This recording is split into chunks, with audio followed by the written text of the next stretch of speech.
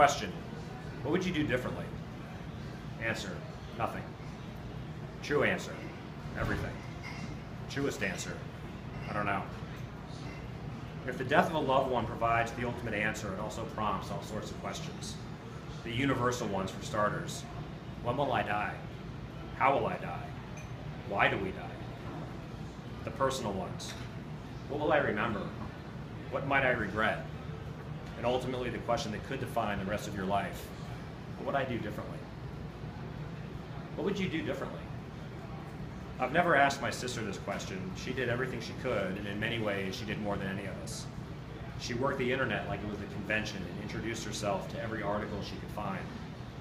She obsessively sought out all the inside information that she could uncover, even if so many shortcuts to insight led to locked doors and dead ends. Our mother had been left with the unyielding aftershock of sorrow. When her mother died, everything happened too quickly, without time to facilitate any sort of strategy. She and her 6 siblings hardly had time to react, much less regret what could have transpired. They never knew what hit them. The cancer that took her mother was like an anonymous assassin. Before anyone could look for faces or fingerprints, the crime scene was already in the past tense. What could we have done differently? We knew what we were up against, yet still had no idea how little we knew. If this were 10 years ago, I'd send you on your way, the surgeon said in '97.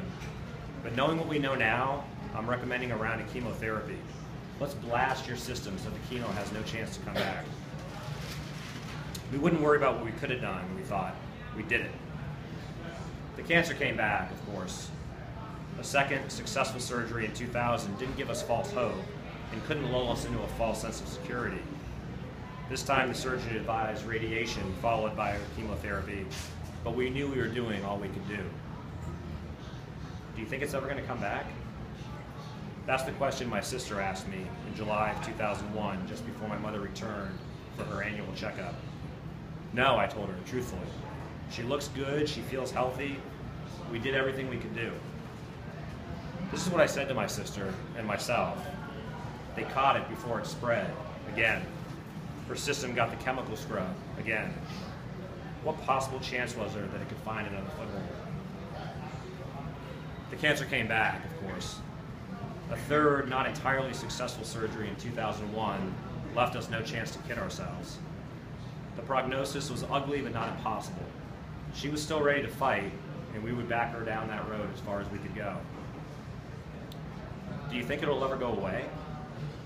That's the question none of us ever asked. We knew it was in there, and we knew it wasn't going anywhere. But it could be stalled, it could shrink, it could, hopefully, be managed. There were clinical trials to consider, reasons to think positive thoughts, and always the chance that a miracle might occur. Here's the thing. What you don't know will hurt you, whether it involves cancer or used cars. Here's another thing. My sister learned more about cancer, symptoms, treatments, and clinical trials in a little over a year than most people could or could ever want to learn in a lifetime. One of my good friends is an oncologist. Another has been a hospice nurse. We also lived in an era where the click of a mouse could uncover more information than 1,000 old medical journals. And yet, looking back, it's disconcerting how little we knew, how little we still know, how much more we could learn, and how awful it would be if we were ever obliged to do so. So, we can't change what we couldn't do, or know, or ask, or say. And we collectively recognize and accept that all the information in the world may have done next to nothing to change what happened to my mother. We knew enough and were fortunate enough to sign her up for some experimental treatments after that third surgery in 2001. The fact that they ultimately proved unsuccessful, too little too late, doesn't mean we shouldn't have explored those options. Perhaps we could have explored other ones as well. What could you have done differently?